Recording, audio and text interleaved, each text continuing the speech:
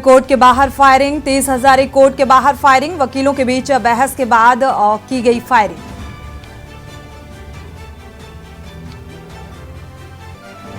जौनपुर में एक साथ 5 लोगों की मौत से हड़कंप, शख्स ने पत्नी समेत 3 बच्चों को उतारा मौत के घाट, हत्या के बाद आरोपी ने फांसी लगाकर दी जान। सीधी कांड के आरोपी के घर चला बुलडोजर, आदिवासी लड़के पर पेशाब करने का आरोप, प्रशासन ने आरोपी के घर अवैध निर्माण पर चलाया बुलडोजर। तो मुंबई में अजीत और शरद पवार का शक्ति प्रदर्शन, मुंबई में बोले अजीत पवार, हम विकास के लिए बनाते हैं सरकार, शरद पवार का पूरा सम्मान।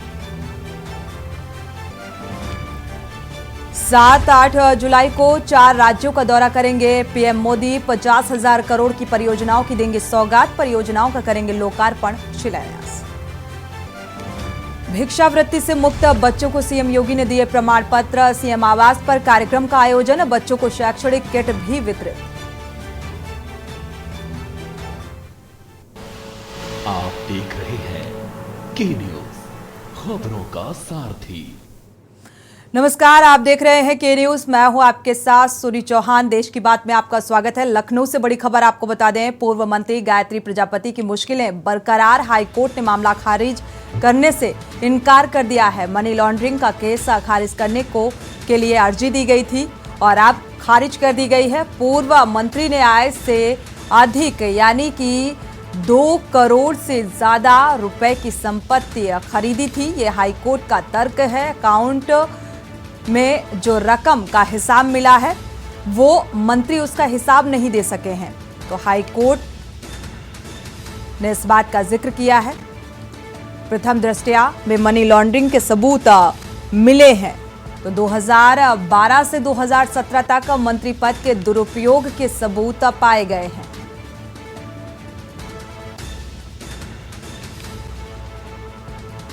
लखनऊ से बड़ी खबर, पूर्व मंत्री गायत्री प्रजापति की मुश्किलें लगातार बढ़ती हुई नजर आ रही हैं, क्योंकि हाई कोर्ट ने मामला खारिज करने से अब इनकार कर दिया गया है, क्योंकि अवैध संपत्ति और जो अकाउंट में करोड़ों का जिक्र है उसका ब्यौरा ना दे पाना,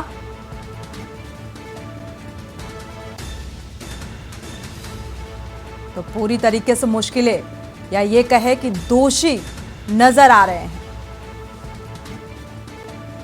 क्योंकि अकाउंट में मिली रकम का हिसाब नहीं दे सके मंत्री गायत्री प्रसाद प्रजापति और प्रथम दृष्टया मनी लॉन्ड्रिंग के सबूत भी पाए गए हैं। 2012 से 2017 तक मंत्री पद के दुरुपयोग का भी सबूत मिला है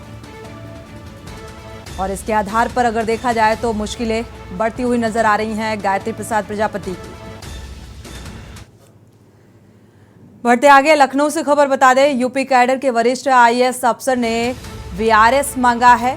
आईएएसटी अफसर रिगजयान सैमफिल ने ये वीआरएस मांगा है। मूल रूप से लद्दाख के निवासी हैं रिगजयान सैमफिल, दिल्ली में स्थानिक आयुक्त के पद पर तैनात हैं और साथ ही स्वास्थ्य कारणों का हवाला देते हुए सरकार से ये वीआरएस मांगा गया है। तो सीएम योगी आदित्यनाथ और अखिलेश के विशेष सचिव भी रह चुके हैं।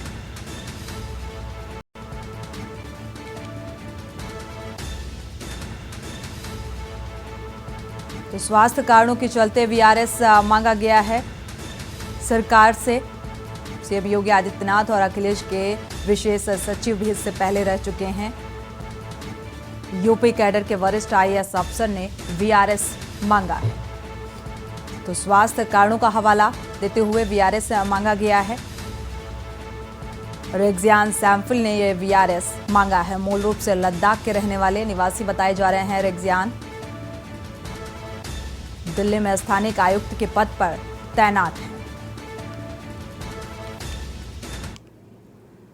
मेरठ से आपको खबर बता दें, कांवड़ियों की समस्याओं का अब हल किया जाएगा। समस्याओं के हल को लेकर मोबाइल ऐप बनाया गया है, जिसके जरिए अब समस्याओं का निवारण किया जाएगा। एनआईसी सभागार में ये लॉन्च हुआ मोबाइल ऐप सुगम कांवड़ मेरठ के नाम से इस ऐप को लॉन्च किया गया है। सीडीओ शशांक चौधरी ने ऐप की विस्तृत जानकारी दी है। मोबाइल ऐप से एक क्लिक पर अब सभी जानकारी आसानी से आप उपलब्ध कर सकेंगे। सभी मार्गों के बारे में ऐप पर अब जानकारी उपलब्ध होगी।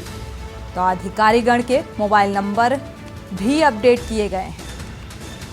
तो कांवड़ यात्रियों के लिए या उनकी जो भी समस्याएं हैं उनका निवारण अब ऐप के जरिए होगा और इसी लिहाज से ये ऐप लॉन्च किया गया है और सभी अधिकारियों के मोबाइल नंबर भी अपडेट किए गए हैं। तो कांवड़ियों की समस्याओं का अब निदान हो सकेगा। मेरठ से खबर बता रहे हैं और इसी लिहाज से ये मोबाइल ऐप बनाया गया है। तो एनआईसी सभागार में लॉन्च होगा ये मोबाइल ऐप, लॉन्च किया गया और इसके जरिए अब कांवड़ियों की जो समस्याएं होंगी उसका निराकरण किया जाएगा। इसकी विस्तृत जानकारी दी गई है। सीडीओ शशांक चौधरी ने इस ऐप की विस्तृत जानकारी दी। एक क्लिक पर अब सभी जानकारी मुहैया होगी, यानी कि समस्याओं का समाधान हो सकेगा। मैनपुरी से आपको खबर बता दें, छात्र ने गोली मारकर आत्महत्या कर ली। भोगांव के नेशनल डिग्री कॉलेज में बीए का छात्र था ये शिवम। किसी बात को लेकर डिप्रेशन में रहता था। छात्र फॉरेंसिक टीम और थाना पुलिस घटना की जांच में जुटी हुई है। पुलिस ने शव को फिलहाल पोस्टमार्टम के लिए भेज दिया है। थाना कुरावली के चंद्रपुरा गांव की ये घटना बताई जा रही है। डिप्रेशन के चलते ये कदम उठाया। फिलहाल पुलिस इस पूरे मामले की जांच पड़ताल में फॉरेंसिक टीम जुटी हुई है।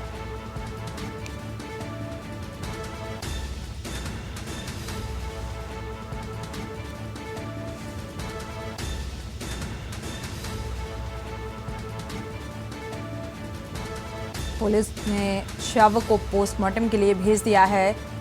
थाना कुरावली के चंद्रपुरा गांव की ये घटना बताई जा रही है और ये छात्र डिप्रेशन में था। डिप्रेशन के चलते ये कदम उठाया। छात्र ने गोली मारकर आत्महत्या कर ली। मैनपुरी से बड़ी खबर, भोगांव के नेशनल डिग्री कॉलेज में बीए का छात्र था जिसका नाम शिवम बताया जा रहा है और डिप्रेशन के चलते आत्महत्या जैसा कदम उठाया। तो फिलहाल शव को पोस्टमार्टम के लिए भेज दिया गया है। फॉरेंसिक टीम भी मौके में मौजूद है।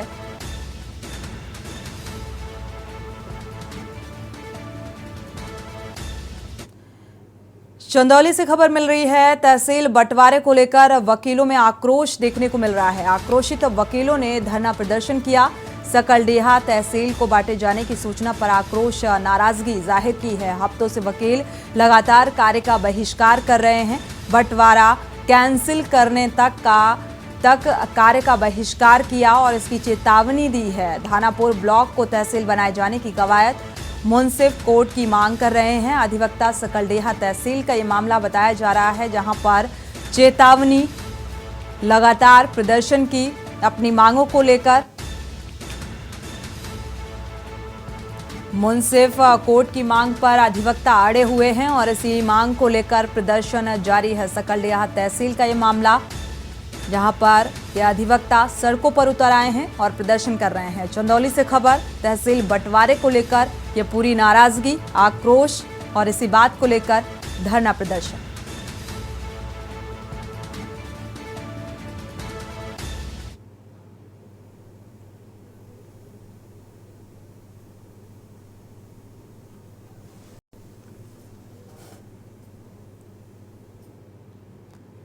लखनऊ से खबर, भारी बारिश के चलते राजधानी में हादसा हुआ है। भारी बारिश के चलते धंसी सड़क धंसने से काफी गड्ढा गहरा हुआ। गड्ढे में बाइक लेकर एक बाइक सवार गिर गया और मशक्कत के बाद बाइक सवार को फिलहाल किसी तरह बाहर निकाला गया। पुलिस ने बाइक सवार को बाहर निकाला और गंभीर रूप से घायल युवक को अस्पताल पहुंचाया गया। गड्ढे में ढूंढने पर भी बाइक नहीं मिली। आशियाना थाना क्षेत्र के अंतर्गत ये मामला आता है। आशियाना क्षेत्र का ये मामला बताया जा रहा है, जहां पर बारिश के दुष्प्रभाव भी देखने को मिल रहे हैं। जिस तरीके से सड़कें खस्ता हाल हैं, सड़कों में गड्ढे हैं और बारिश होने के चलते पानी भर जाने की वजह से नजर नहीं आता और लोग हादसे का शिकार हो जाते हैं। तो गड्ढे में ढूंढने के बावजूद भी गाड़ी बाइक नहीं मिली। हालांकि घायल युवक को कड़ी मशक्कत के बाद बाहर निकाला गया और अस्पताल में भर्ती कराया गया।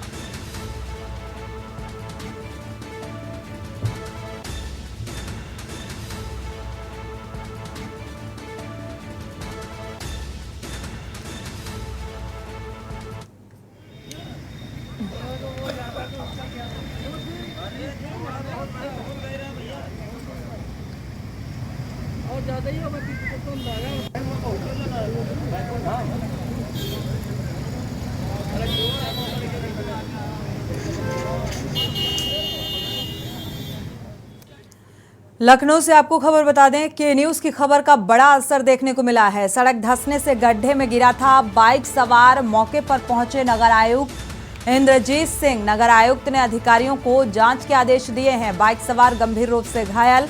गड्ढे में जाने के बाद बाइक का अभी तक पता नहीं लगा है। गड्ढे में बाइक गायब हुई थी।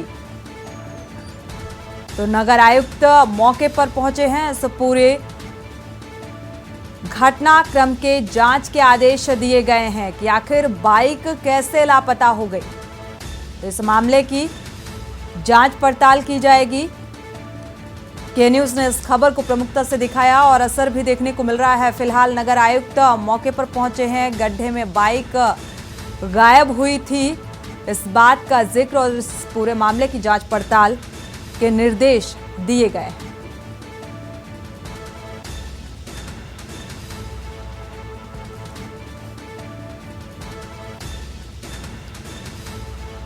मौके पर पहुंचे नगर आयुक्त इंद्रजीत सिंह इस पूरे घटनाक्रम की जांच पड़ताल के आदेश दिए हैं।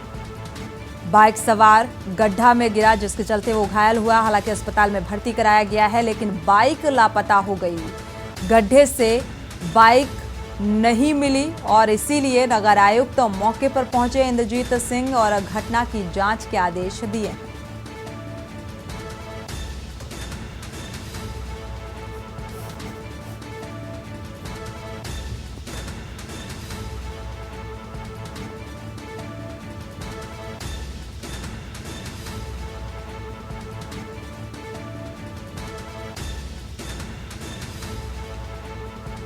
सड़क धंसने की वजह से ये गड्ढा हुआ, क्योंकि लगातार हो रही बारिश के चलते जो सड़कें हैं उनकी खस्ता हालत नजर आ रही है और सड़क धंसने से ये हादसा हुआ। नगर आयुक्त इंद्रजीत सिंह मौके पर पहुंचे हुए हैं। आप तस्वीरें देख पा रहे हैं।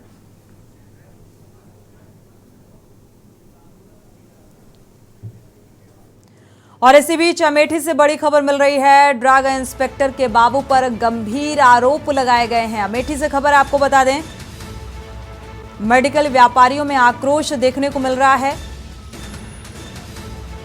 ड्रग इंस्पेक्टर के बाबू पर गंभीर आरोप है। व्यापारियों ने ड्रग इंस्पेक्टर को बंधक बनाया है। नाराजगी। ड्रग इंस्पेक्टर ने मेडिकल स्टोर पर छापेमारी की थी। पूर्व मंत्री ने आय से अधिक संपत्ति खरीदी थी। अकाउंट में मिली रकम का हिसाब नहीं दे सके मंत्री।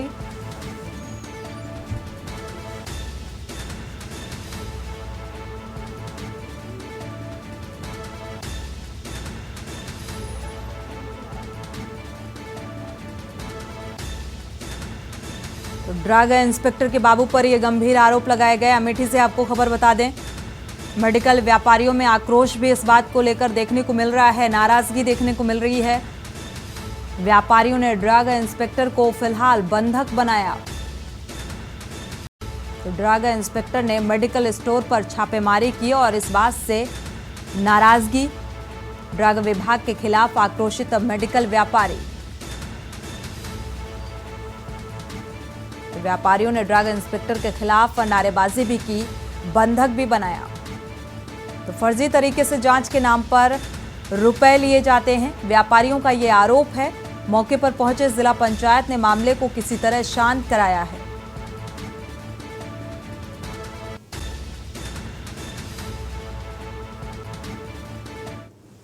इंस्पेक्टर आए, अभी 2 रोज पहले का इंस्पेक्टर आए थे।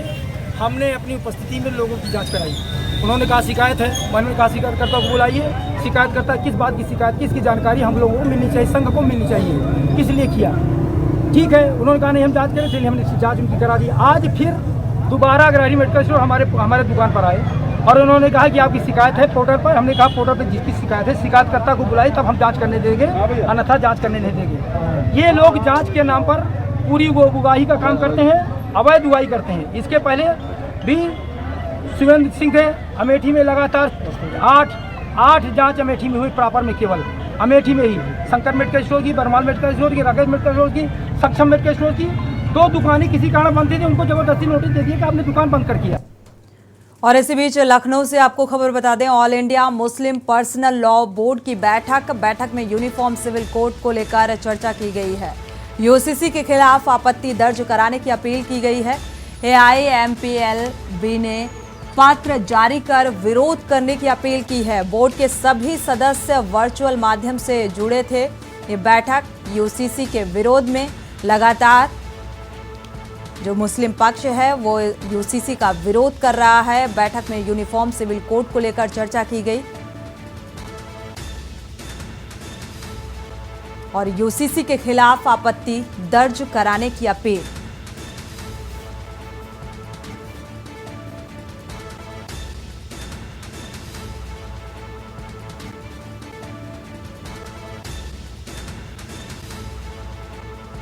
तो इस बैठक के दौरान बोर्ड के सभी सदस्य वर्चुअली जुड़े। इस बैठक में यूनिफॉर्म सिविल कोड को लेकर इस बैठक के दौरान चर्चा की गई और यूसीसी के खिलाफ आपत्ति दर्ज कराने की अपील की गई।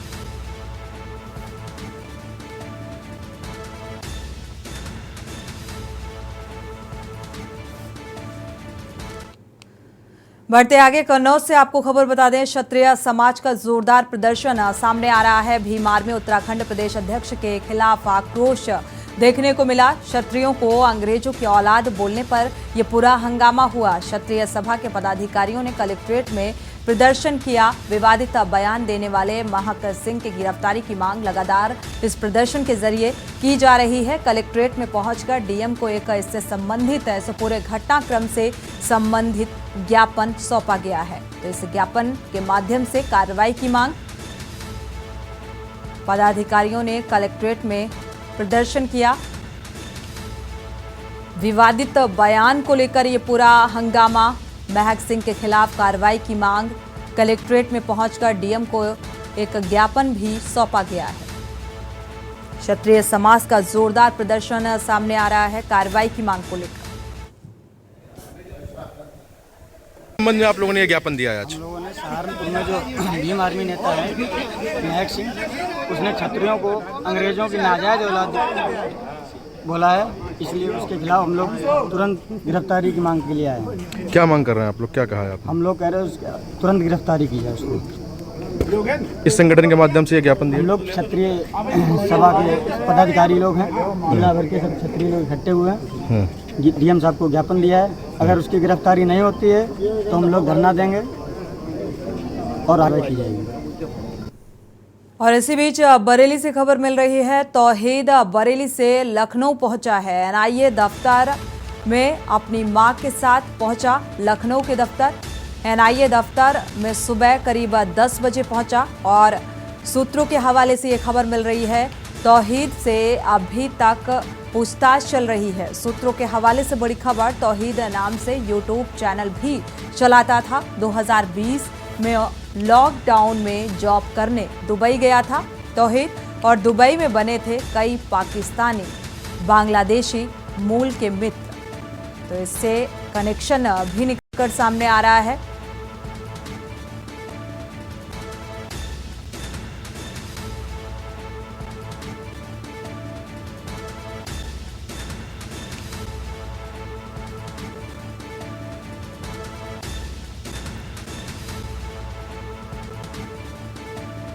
तौहीद लखनऊ एनआईए के दफ्तर अपनी मां के साथ पहुंचा। सूत्रों के हवाले से बड़ी खबर, सुबह करीब 10 बजे एनआईए दफ्तर पहुंचा क्योंकि लगातार तौहीद से पूछताछ की जा रही थी। तौहीद से अभी तक पूछताछ चल रही थी।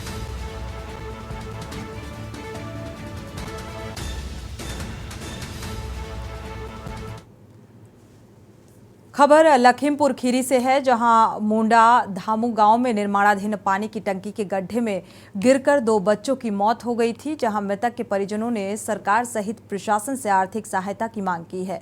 एसडीएम सदर को लिखित पत्र देकर मृतक के पिता ने आर्थिक सहायता की मांग की। आपको बता दें कि बीते दिन सदर कोतवाली ने क्षेत्र के मूलाधार गाँव में 2 भाई बहनों की निर्माणाधीन पानी की टंकी के गड्ढे में गिरकर मौत हो गई, जहां परिजनों ने हंगामा किया और हंगामा काटना शुरू कर दिया था। मौके पर पहुंचे प्रशासन ने आनन फानन में शव को कब्जे में लेकर पोस्टमार्टम के लिए भेज दिया था। यहां मृतक के परिजनों ने सरकार सहित प्रशासन से आर्थिक सहायता की मांग की है।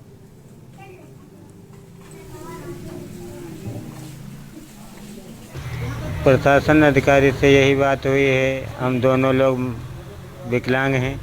हमारी लड़की थी और हमारा एक सरोद था, वो भी झारखंड का, वो भी गरीब है। जो सहायता सरकार से हो सके वो करी जाए। अच्छा, आपने मांग की है सरकार से? हाँ, मांग की है। बातचीत हुई आपकी? हाँ, बात SDM से बात हुई, खुल के हुई है। अच्छा। आमने सामने बात हुई है। बढ़ते आगे रुख करते हैं अगली खबर का। बस्ती जिले के वाल्टरगंज थाना क्षेत्र में पड़ने वाले देई पार बुजुर्ग गांव की रहने वाली 2 सगी नाबालिग बहनें इन दिनों गांव के ही मंजलों से इस कदर दहशत में हैं कि वो अब अपने ही घर में कैद होकर रह गई हैं। इनको डर है कि यदि इनका पैर घर की चौखट से बाहर निकला तो उनके साथ अनहोनी हो सकती है। आलम यह है कि इन मंचलों के दहशत से इन बेटियों ने अपनी पढ़ाई तक छोड़ दी है। बेटियों का आरोप है कि गांव के ही रहने वाले 4 मंचले विशाल, रवि, राजू और गब्बर इन दोनों बहनों को लगातार छेड़ रहे हैं, जिससे दोनों बहनें तंग आकर अब घर से निकलना छोड़ चुकी हैं। लेकिन इन मंचलों की मन बढ़ई इस कदर बढ़ चुकी है कि एक दिन ये चारों मंचले लड़की के घर में घुस गए और उनके साथ छेड़खानी करने लगे। लेकिन ये दोनों बहादुर बेटियां मंचलों से भिड़ गईं और किसी तरह से अपनी अस्मत को उन मंचलों से बचा ली। पीड़ित बहनों ने एसपी से शिकायत की है और कहा है कि एसपी अंकल, हमें पढ़ना है लेकिन हमें इन मंचलों से बचाओ। फिलहाल इस मामले में एसपी ने संज्ञान में लेते हुए थाना अध्यक्ष को सख्त कार्रवाई करने के आदेश दिए हैं। ये दोनों आप देखिए, ब्राह्मण की लड़की है ये, तो वो लोग सोचते हैं कि हम इनको बदनाम करें। हाँ, कहते हैं कि तुम हमारे साथ यहाँ चलो, वहाँ चलो। ये अब क्या नहीं, माँ होती तब तो क्यों कौन सी।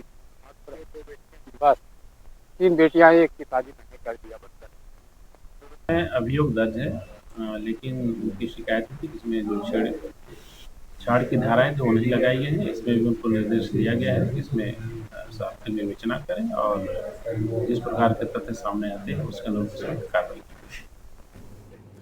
खबर यूपी के फर्रुखाबाद जनपद से है, जहां कायमगंज स्थित किसान सहकारी चीनी मिल्स लिमिटेड के नए प्रधान संपादक प्रबंधक ने अपना कार्यभार ग्रहण किया है और इसके बाद किसानों के बकाया गन्ना मूल्य 10 करोड़ 20 लाख रुपए का भुगतान कर किसानों को तोहफा दिया। किसान सहकारी चीनी मिल्स लिमिटेड कायमगंज द्वारा वर्तमान पेराई सत्र 2022 और 23 के दौरान 54 करोड़ 94 लाख रुपए मूल्य का 15 लाख 51 कुंटल गन्ना की खरीद की गई थी, जिसमें से चीनी मिल द्वारा 44 करोड़ 74 लाख रुपए गन्ना मूल्य का भुगतान किसानों को कर दिया गया था और नए प्रधान प्रबंधक ने कार्यभार ग्रहण करते ही किसानों के बकाया गन्ना मूल्य का भुगतान करने के लिए विशेष प्रयास शुरू कर दिए थे।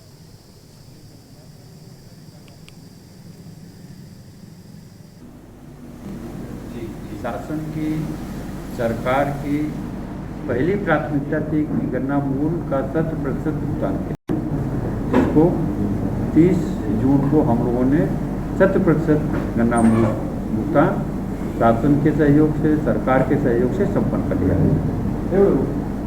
हर किसान के खाते में पैसा भेज दिया। पहली प्राथमिकता थी जिसे हम लोग पूरा करने में सफल हुए। अब दूसरी प्राथमिकता है जो अगले वर्ष की पहली प्राथमिकता होगी कि चीनी मिल को समय से संचालित करें। गाजीपुर शहर में आकाशीय बिजली की चपेट में आने से 2 युवकों की मौत हो गई है, जबकि अन्य मौके पर मौजूद 3 युवक बिजली कड़कने की जद में आए लेकिन झुलस कर रह गए। दरअसल सदर कोतवाली इलाके के जीतनाथ गंगा घाट पर स्नान करने के लिए ये 5 युवक गए हुए थे और तेज बारिश और बादल की गड़गड़ाहट के बीच आकाशीय बिजली की चपेट में आ गए। 5 युवकों में 2 युवक आकाशीय बिजली की चपेट में आने से बुरी तरह झुलस गए, जबकि 3 अन्य युवक बच गए और इस बीच युवकों के शोर मचाने पर आसपास के लोग इकट्ठे हुए। घटना की सूचना कोतवाली पुलिस को दी गई। शासन ने की गाइडलाइंस के मुताबिक आपदा राहत से मृतकों के परिजनों को 4-4 लाख का मुआवजा दिया जाएगा।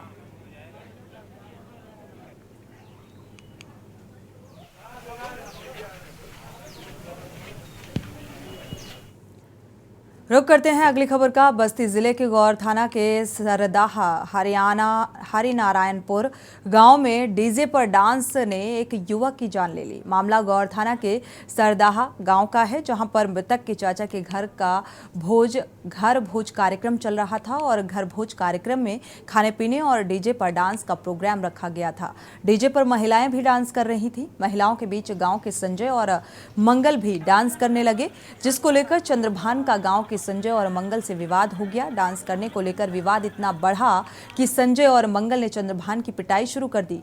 मारपीट के दौरान अभियुक्त संजय ने चंद्रभान के सीने में चाकू घोंप दी। गंभीर हालत में चंद्रभान को अस्पताल ले जाया गया, जहां डॉक्टरों ने उसे मृत घोषित कर दिया। एएसपी दीपेंद्र चौधरी ने बताया कि दोनों अभियुक्तों को अरेस्ट कर लिया गया है। मुकदमा दर्ज कर विधिक कार्रवाई की जा रही है।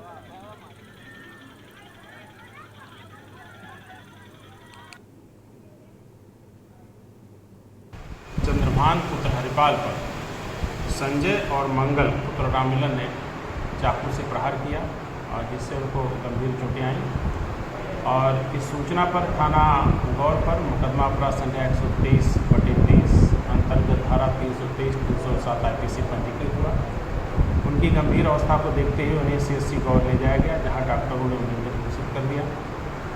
मृतक का शव मोर्चरी में है, उसका पोस्टमार्टम कराया जा रहा है और इसमें अभियुक्तों की गिरफ्तारी कर ली गई है और पोस्टमार्टम रिपोर्ट और अन्य साक्ष्यों के आधार पर इसमें आगे की विधिक कार्रवाई की जाएगी। मौके पर शांति व्यवस्था कायम है और अधिकारियों द्वारा घटनास्थल का निरीक्षण कर दिया गया। खबर बस्ती से है, जहां सावन माह लगते ही कांवड़ियों के साथ ही शासन और प्रशासन ने भी अपनी तैयारियां तेज कर दी है, जिससे कांवड़ उठाने वाले श्रद्धालुओं को किसी प्रकार की कोई समस्या ना हो। किसी क्रम में बस्ती जिला प्रशासन और पुलिस प्रशासन ने एक साथ बस में सफर कर जिन जिन रूटों से कांवड़ियों को आना है उसका जायजा लिया।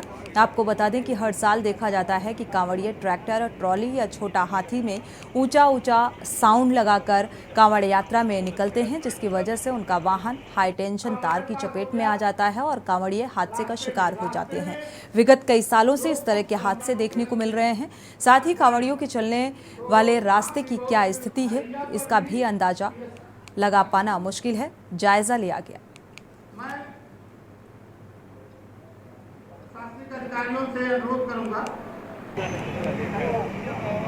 आज जिला प्रशासन ने जो भी संबंधित स्टेक होल्डर्स हैं सभी के साथ वार्ता किया है और उसमें वार्ता में जो है यहाँ पर कांवड़ संघ के लोग, धर्माचार्य भी वहाँ पर थे। तो उन लोगों ने जो भी कांवड़ को सकुशल और निरापद संपन्न कराने के लिए जो भी अपना जो सुझाव दिए हैं, उन सुझावों पर हम लोगों ने उन सुझावों को नोट किया है और उन सुझावों पर हम लोग अमल कर रहे हैं।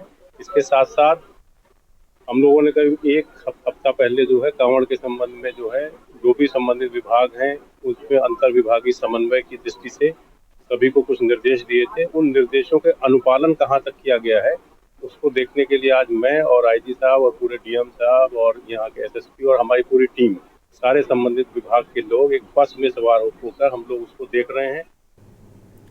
रायबरेली के कुंदनगंज स्थित सेरी के पास बने पेट्रोल पंप में पेट्रोल के साथ साथ पानी बेचने का ग्राहक ने टंकी संचालक पर आरोप लगाया है। मामला बढ़ता देख पेट्रोल पंप संचालक और कर्मचारियों ने आनन फानन में पेट्रोल डालना बंद कर दिया। मामले में सिटी मजिस्ट्रेट ने जांच के बाद कार्रवाई का आश्वासन दिया है। दरअसल कुंदनगंज हरचंदपुर के बीच शेरी के पास स्थित पेट्रोल पंप पर दिन भर पेट्रोल पंप कर्मचारी व ग्राहकों के बीच नोकझोंक चलती रही। कई ग्राहकों ने पेट्रोल भी वापस कर पैसे लिए। मामला बढ़ता देख पेट्रोल पंप संचालक मौके पर पहुंचे और पेट्रोल पंप को बंद कराकर टंकी में भरे पेट्रोल को चेक करवाना शुरू किया, जिसमें 50% पानी पाया गया। वहीं पेट्रोल डलवाने आए फुरकान की माने तो 260 का पेट्रोल डलवाया था और 10 कदम आगे जाकर गाड़ी बंद हो गई। हालांकि अब इस पूरे मामले की जांच पड़ताल कर कार्रवाई के निर्देश दिए गए हैं।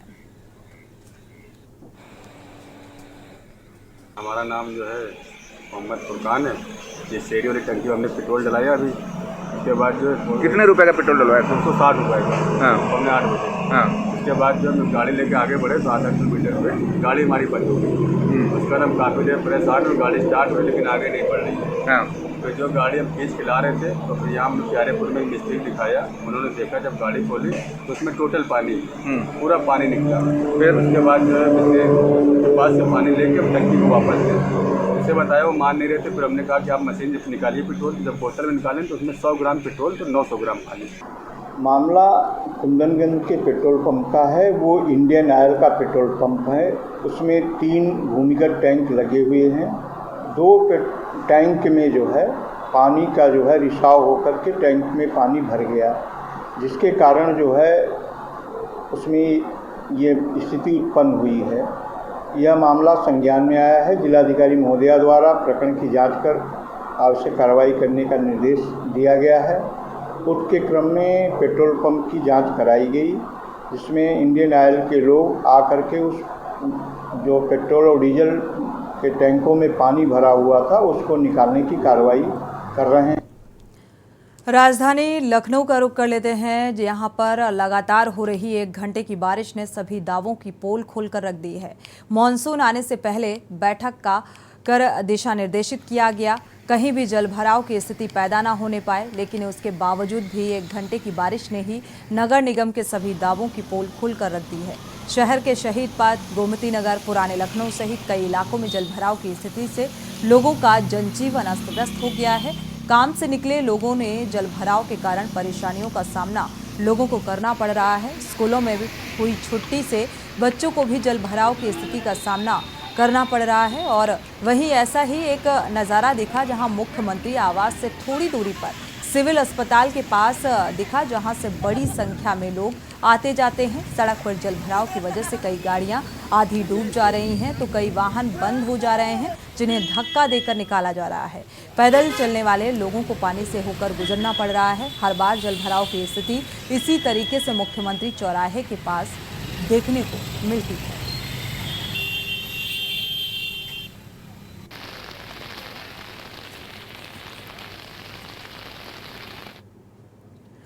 बढ़ते हैं, खबर झांसी से है, जहां थाना सीपरी बाजार में रामा बुक चौराहे के पास 2 इलेक्ट्रॉनिक शोरूम में भीषण आग लग गई।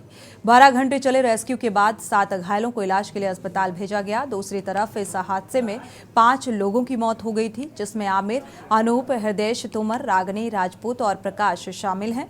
सभी मृतक आश्रितों को 4-4 लाख रुपए की सरकारी सहायता दी गई है। जिलाधिकारी झांसी रविंद्र कुमार ने मृतक आश्रितों को ऑफिस बुलाकर उनकी और समस्याओं को जाना और साथ ही उनका हालचाल भी जाना। दूसरी तरफ इस अग्निकांड के लिए जिम्मेदार लोगों के खिलाफ बड़ा एक्शन जल्द देखने को मिलेगा। आने वाले 72 घंटों में जांच रिपोर्ट सामने आ जाएगी कि गलती किसकी थी।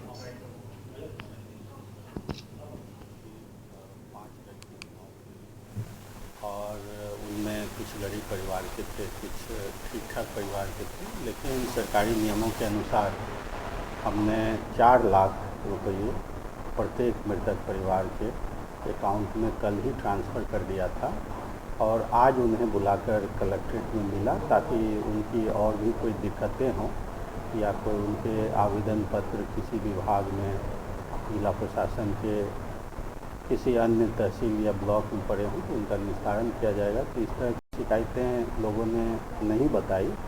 कुछ अन्य दिक्कतें बताई कि ब्रेड अर्नर के उनकी मौत हो गई है नौकरी की, तो मैंने उन्हें बताया है कि आप अप्लाई कीजिए और जो भी नियमानुसार मदद होगी वो की जाएगी। सर, ये हादसा जो हुआ है इसको लेकर काफ़ी सारे सवाल उठे हैं, तो अब आगे की, क्योंकि ये तो एक घटना थी, आगे की क्या रणनीति रहेगी? देखिए, रणनीति तो सरकार के जो नियम्स हैं, फायर सेफ्टी नॉर्म्स हैं, उसके बारे में पूर्व में भी अधिकारियों को निर्देशित किया जाता रहा है। घटनाएं बताकर नहीं आती हैं, लेकिन घटनाओं से सीख लेकर भविष्य में इस तरह की चीज़ें ना हो। यूपी के कुशीनगर में बेहद हैरान करने वाला मामला सामने आया है। यहां एक युवक को कोबरा सांप ने काट लिया, जिसके बाद उसकी हालत बिगड़ने लगी तो युवक कोबरा को डिब्बे में लेकर परिजनों के साथ अस्पताल पहुंच गया। अस्पताल में जब डॉक्टर और स्टाफ ने उसके पास सांप को देखा तो हड़कंप मच गया। युवक की हिम्मत देख डॉक्टरों ने भी हिम्मत बांधकर युवक का इलाज शुरू किया और युवक की हालत अब खतरे से बाहर बताई जा रही है। इमरजेंसी वार्ड में मौजूद डॉक्टर ने बताया कि एक युवक अस्पताल में आया था जिसका नाम मोनू तिवारी था। युवक को किसी सांप ने काटा था जिसे वो अपने साथ लाया था। कोबरा सांप की तरह ही था। हमने अस्पताल में बिगड़ते माहौल को देखते हुए उसे जंगलों में छोड़ने को कहा है। युवक की हालत में सुधार है। जो डोज लगने चाहिए थे वो तत्काल दिए गए हैं जिससे उसकी जान बच गई। चलेगा नहीं थोड़ा सा।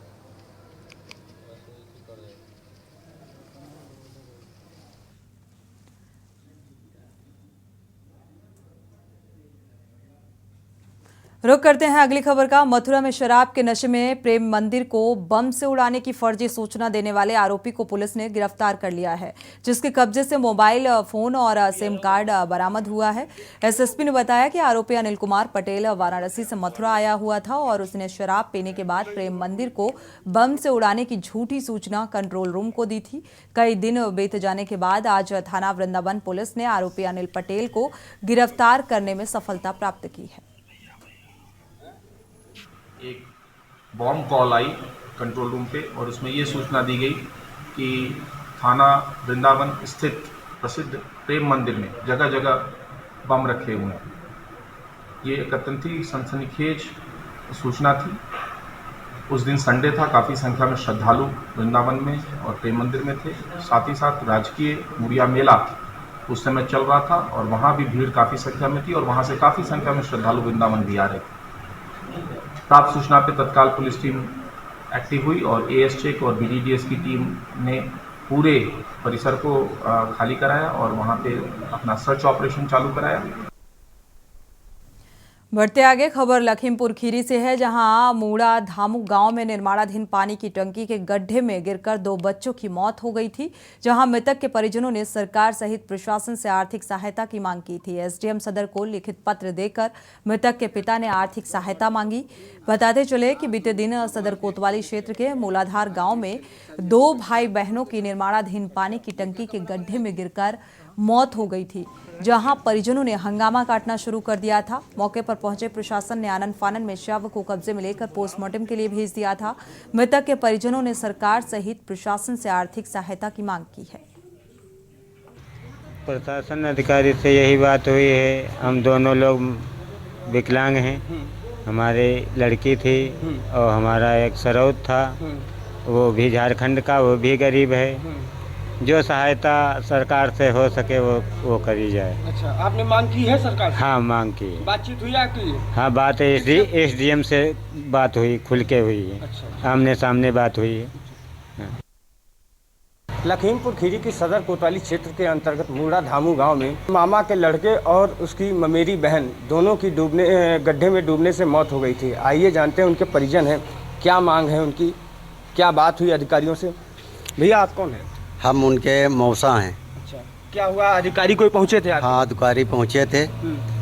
मांग हम लोग यही कर रहे हैं कि ये विकलांग होने के कारण इनकी सहायता की जाए सरकार से। अच्छा, कल कौन कौन अधिकारी पहुंचे थे? कौन कौन? डीएम साहब थे, एसडीएम साहब थे, एडीओ थे, लेखपाल थे। सारे लोगों से मेरी बात हुई।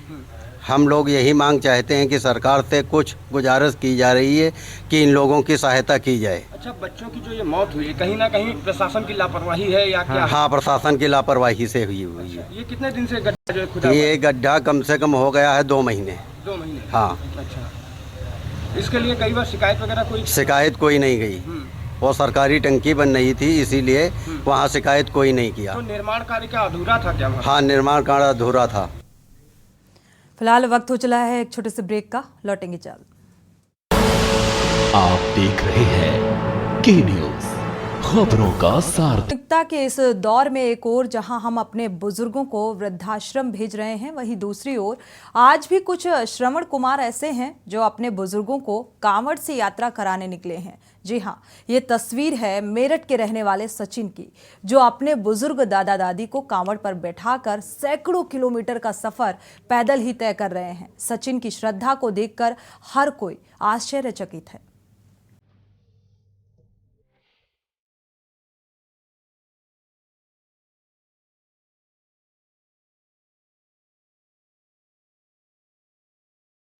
चिलचिलाती धूप और सैकड़ों किलोमीटर के सफर की परवाह किए बगैर अपने बूढ़े दादा दादी को कावड़ पर बैठाकर कावड़ यात्रा करा रहे सचिन की ये तस्वीरें किसी फिल्म का सीन नहीं बल्कि उसी युग की है जिस युग में बुजुर्गों को उस समय वृद्धाश्रम भेज दिया जाता है। शायद जब बुजुर्गों को अपने परिवार की सेवा और परवरिश की सबसे ज्यादा जरूरत होती है। सचिन यूं तो हर साल हरिद्वार कावड़ लेकर पैदल ही अपने मेरठ स्थित घर जाता था, लेकिन इस बार उसने अपने दादा दादी को हरिद्वार तीर्थ कराने की सोची। बस इसी सोच के चलते सचिन कावड़ में दोनों को बिठाकर कावड़ यात्रा कर रहा है। सचिन जहां खुद को धन्य मान रहा है, वहीं उसके दादा दादी भी खासा गौरवान्वित हैं। सर मैं मेरठ से आया हूं और मेरठ के पास गांव पड़ता है प्रतापनगर, तो वहां पे जाना है सर। सर ये 15 तारीख में जो शिव चौदस को जल चढ़ता है उसको पूरे हो जाएगा। दद्दी बाबा है। हाँ जी अच्छा लगा मेरे को, और जीते जी ये भी मतलब घूम ले गए, क्या होता भगवान कब किसके भरोसे। बढ़िया लग रहा है, बढ़िया लग रहा दोनों का सबको हृदय करो टेर सबको भाई, काम धंधा जो कुछ भी है कुदरत वाला सब। कावड़ में अपने दादा दादी को बिठाकर यात्रा कर रहे सचिन को देख कर के स्थानीय निवासी और कावड़िए भी आश्चर्यचकित हैं। उनका कहना है कि आज के दौर में भी सचिन जैसे श्रवण कुमार हैं जो अपने बूढ़े परिजनों की इतनी सेवा करते हैं। हम कहना चाहते हैं सभी को अपने माता पिता को यात्रा करानी चाहिए। जी मैं तो ये कहूँगा हर आदमी को अपने माँ बाप को लेकर आना चाहिए, तो जी नशे से बचे और अपने माँ बाप को भी सेवा करे। गर्मी के मौसम में पैदल ही अपने दादा दादी को कावड़ पर बैठाकर सैकड़ों किलोमीटर का सफर कर रहे सचिन उन लोगों के लिए प्रेरणादायी है जो अपने परिजनों को अकेला छोड़ देते हैं। आज सचिन को देखकर उन लोगों को भी शर्मिंदगी हो रही है। सचिन के इस जज्बे को हम भी सलाम करते हैं। स्पेशल डेस्क के न्यूज इंडिया। तो आधुनिक दौर में भी ऐसे श्रवण कुमार हैं। अब बात करते हैं गजब और अजब एमपी की। अजब एमपी में अक्सर गजब कारनामे या तस्वीरें कुछ ऐसी सामने आ ही जाती हैं। इस बार एमपी के सीधे से पूरे देश और समाज को शर्मसार करने वाली तस्वीरें सामने आई हैं। तस्वीरें समाज और कानून व्यवस्था दोनों को शर्मसार कर कर कटघरे में खड़ा कर रही हैं। दरअसल सीधी जिले में एक युवक के ऊपर पेशाब करने का एक वीडियो सोशल मीडिया पर तेजी से वायरल हुआ और जिस पर सियासत भी शुरू हो चुकी है।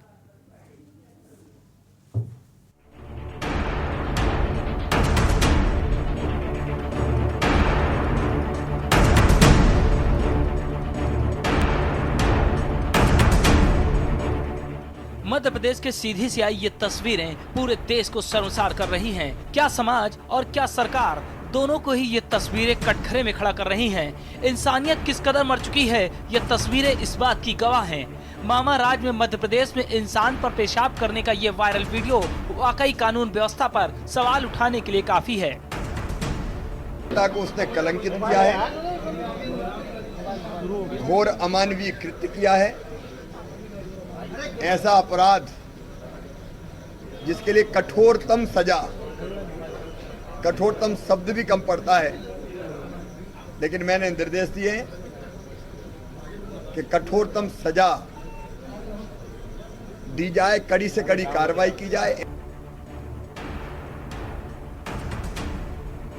मध्य प्रदेश के सीधी जिले में नशे में धुत एक शख्स आदिवासी व्यक्ति के मुंह पर पेशाब करता हुआ नजर आ रहा है, जिसका वीडियो मंगलवार को सोशल मीडिया पर वायरल हुआ।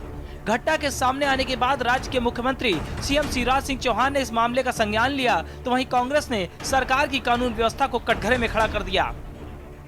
नशे में धुत प्रवेश शुक्ला पेशाब करते हुए सिगरेट पीता हुआ नजर आ रहा है। आरोप है कि पेशाब करने वाला प्रवेश शुक्ला भारतीय जनता पार्टी से जुड़ा है। ये बात सामने आ रही है कि पेशाब करने वाला व्यक्ति सीधी से भाजपा विधायक केदारनाथ शुक्ला का करीबी है। हालांकि शुक्ला ने इस बात से इनकार किया, तो वहीं प्रदेश कांग्रेस ने सरकार के खिलाफ मोर्चा खोल दिया। कांग्रेस अनुसूचित जनजाति प्रदेश अध्यक्ष रामू टिकाम ने घटना पर सवाल उठाए हैं। मैं कड़ी निंदा करता हूँ इस घटना की। और जिस प्रकार से अभी मैंने ये वीडियो देखा, मेरे संज्ञान में आया, इससे ये पता चलता है कि मानवता बची नहीं, मानवता ख़त्म हो चुकी है। इनके भाजपा के विधायक केदारनाथ शुक्ला जी के प्रतिनिधि आरोपी प्रवेश शुक्ला ने जिस प्रकार हमारे एक गरीब आदिवासी मजबूर युवक के ऊपर नशे में चूर होकर के सिगरेट पीते हुए उनके मुंह पर, उसके शरीर पर पेशाब किया, इससे बुरा कृत्य नहीं हो सकता। सोशल मीडिया में जो प्रकरण चल रहा था, उस प्रकरण के आधार पर जो है तात्कालिक रूप से थाना बहरी में अपराध पंजीबद्ध किया गया और अपराध पंजीबद्ध करने के पश्चात आरोपी को गिरफ्तार किए जाने बाबत रेगुलर रूप से जो है विभिन्न थानों की हमने पुलिस टीम बनाई थी और रेगुलर रूप से ये अपना जो है क्षेत्र में जो है सूचना संकलन कर रहे थे और विभिन्न जगह पर दबिश दे रहे थे। इसी आधार पर जो है लगभग रात्रि 2 बजे के आसपास जो है आरोपी को जो है हिरासत में लिया गया है और अब उनसे पूछताछ की जाएगी और साथ ही साथ के प्रकरण में अग्रिम विवेचना की जाएगी। कहाँ से गिरफ्तारी हुई है इसकी? देखिए, इनकी जो आज कुबरी और उसके इर्द गिर्द के गांव में रेगुलर रूप से दबिश चल रही थी इनकी और उसी जगह पर जो है विभिन्न प्रकार के मुखबिरों से सूचना प्राप्त हुई थी, उस आधार पर हमने इसको गिरफ्तार किया। Okay, thank you.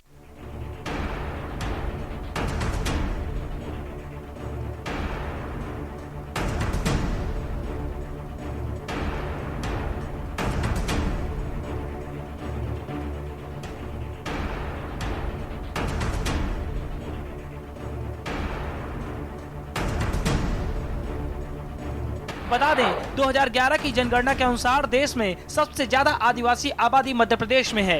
एनसीआरबी की रिपोर्ट के अनुसार आदिवासियों पर अपराध करने के मामले भी राज्य में सबसे आगे हैं। 2021 में SC/ST एक्ट के तहत 2627 मामले दर्ज हुए, जो कि 2020 की तुलना में करीब 9.38% अधिक हैं। तब 2401 मामले आए थे। दलितों से अत्याचार के कुल 7214 मामले 2022 में दर्ज हुए। सीधी की घटना पे आरोपी पर आईपीसी की धारा 294, 504 और SC/ST अधिनियम के तहत मामला दर्ज होने की बात कही जा रही है। वहीं अपराधी प्रवेश शुक्ला के खिलाफ NSA भी लगाने के आदेश दिए गए हैं। सीएम शिवराज सिंह ने मामले में खुद ट्वीट भी किया, लेकिन सवाल है कि आदिवासी आबादी बहुल मध्य प्रदेश में ऐसी हरकत क्यों? स्पेशल डेस्क के न्यूज इंडिया।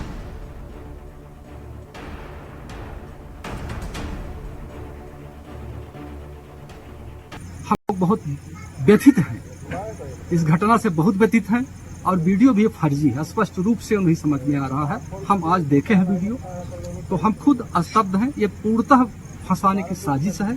हमारा लड़का ऐसा कर ही नहीं सकता। ये कोई राजनीतिक व्यक्ति है, इतना घिनौना कृत्य नहीं कर सकता। और फिर हम 29 तारीख से लापता है, आज दिन तक पता नहीं चला। उसका अपहरण करके उसकी हत्या कर दी गई। वो कहाँ है, किस हालत में, हमको भी संदेह है कि ये लोग मिलकर उसकी कहीं हत्या न कर दी हो।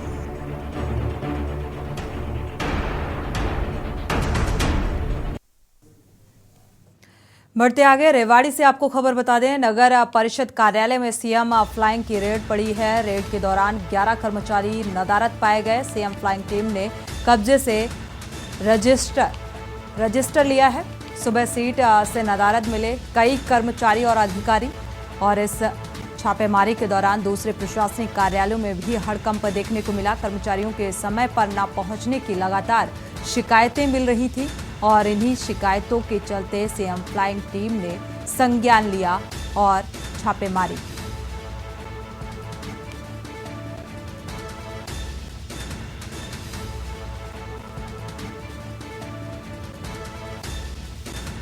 इस छापेमारी के दौरान भी कई अधिकारी और कर्मचारी नदारद पाए गए। लगातार इस बात की शिकायतें मिल रही थी और इसी के चलते नगर परिषद कार्यालय में सीएम फ्लाइंग की छापेमारी। मुख्यमंत्री उड़नदस्ता रेवाड़ी की टीम के द्वारा आज नगर परिषद रेवाड़ी के जब अंदर सरप्राइज चेकिंग की गई तो ड्यूटी मजिस्ट्रेट जैसे 7 लगाए हुए थे, तो वहाँ पे 50 टोटल जो एम्प्लॉई हैं उनमें से 11 एम्प्लॉई एब्सेंट मिले हैं। वहाँ पे कौशल रोजगार के 21 एम्प्लॉई हैं, वो सारे के सारे प्रेजेंट हैं। अभी इनकी गाड़ियों की लॉग बुक, इनके कितनी प्रॉपर्टी आईडी पेंडिंग है, कितने इनमें नो ड्यूज सर्टिफिकेट्स हैं और बाकी शिकायतें वगैरह, वो सारी अभी जांच हो रही है। उसकी सारी डिटेल लेके वो विस्तृत विवरण शीघ्र आपको दिया जाएगा। रुक करते हैं अगली खबर का। पलवल में सीएम फ्लाइंग की टीम ने नगर परिषद कार्यालय में छापेमारी की कार्रवाई को अंजाम दिया है और आपको बता दें कि लगातार मिल रही शिकायतों के बाद ये छापेमारी की गई है, जिसमें टीम को मौके पर करीब आधा दर्जन कर्मचारी लापता मिले, जिन्हें कारण बताओ नोटिस जारी किया गया है। आपको बता दें कि प्रदेश सरकार ने ऑनलाइन सिस्टम कर क्षेत्रवासियों को सरकारी दफ्तरों के चक्कर लगाने से छुटकारा दिलाने का प्रयास किया है। बावजूद इसके सरकारी दफ्तरों में आज भी लोगों को पहले से भी ज़्यादा चक्कर काटने पड़ रहे हैं और इसी तरह की कुछ दिन पहले ही पलवल विधायक दीपक मंगला भी लगातार मिल रही शिकायतों के बाद नगर परिषद पलवल में एकाएक छापेमारी करने पहुंचे थे। मुख्यमंत्री उड़नदस्ता फरीदाबाद की टीम के द्वारा आज नगर परिषद पलवल पे औचक निरीक्षण किया गया, जिसमें ड्यूटी मजिस्ट्रेट साहब भी उपायुक्त साहब की तरफ से नियुक्त किए गए थे साथ में। तो उसमें ये जांच से पाया गया कि टोटल जो 25 क्लरिकल के जो हैं एम्प्लॉई हैं वो 25 में से 5 एब्सेंट पाए गए हैं और टेक्निकल के 7 हैं, 7 में से OSD 1 हैं और लीव पे 1 हैं और एक थोड़ा सा लेट आए हैं, बाकी प्रेजेंट मिले हैं। और कौशल रोजगार के जितने भी थे वो सब हाजिर मिले हैं। और बाकी जो डॉक्यूमेंट कितने प्रॉपर्टी ID के केस पेंडिंग है, कितने नो ड्यू सर्टिफिकेट्स हैं और बाकी लॉग बुक्स वगैरह प्रॉपर हैं या नहीं, वो सब चेक करके विस्तृत रिपोर्ट दोपहर तक दी जाएगी। बलौदा बाजार से खबर मिल रही है। RRI सुंदरम चिटफंड कंपनी का डायरेक्टर गिरफ्तार किया गया है। 3000 निवेशकों से ठगी की थी। 3 करोड़ 45 लाख की ठगी का मामला सामने आया, जिसके चलते ये गिरफ्तारी की गई। 8 डायरेक्टर्स की पूर्व में भी गिरफ्तारी हो चुकी है। आरोपी को शाहजहांपुर से पुलिस ने गिरफ्तार किया है। तो पूर्व में भी गिरफ्तारी हो चुकी है, जिसमें 8 डायरेक्टर शामिल थे। 3000 निवेशकों से ठगी का मामला सामने आया। ठगी की गई थी 3 करोड़ 45 लाख की ठगी का मामला, जिसके चलते ये गिरफ्तारी की गई है।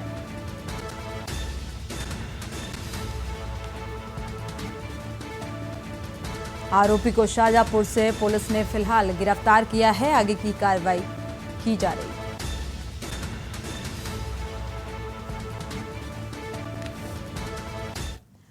और इसी बीच मुरैना से बड़ी खबर आपको बता दें, कुएं में एक शव पाया गया। आपको बता दें, पिता और 1.5 साल की बेटी को बाइक से लेकर कैलारस गया हुआ था। कुएं में बच्ची का शव देख ग्रामीणों ने परिजनों को इस बात की सूचना दी है। मुरैना से खबर, जानकारी मिलने पर मौके पर पुलिस पहुंची। इस पूरे मामले की जांच पड़ताल की जा रही है। दोनों के शव को पुलिस ने कुएं से बाहर निकलवाया। परिजनों ने हत्या की आशंका जताई है कि हत्या कर शव कुएं में फेंका गया। कर्ज से परेशान होने की बात भी सामने आ रही है और इसी के चलते इसे हत्या से जोड़कर देखा जा रहा है। जौरा थाना इलाके के परसौटा गांव का ये मामला बताया जा रहा है, जहां कुएं में एक पिता और 1.5 साल की बेटी का शव मिला है।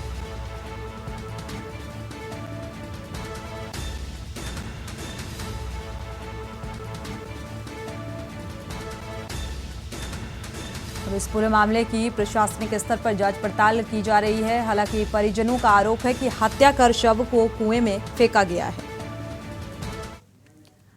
इसी के साथ देश की बात में फिलहाल बस इतना ही। आगे खबरों के लिए आप देखते रहिए के न्यूज़ इंडिया।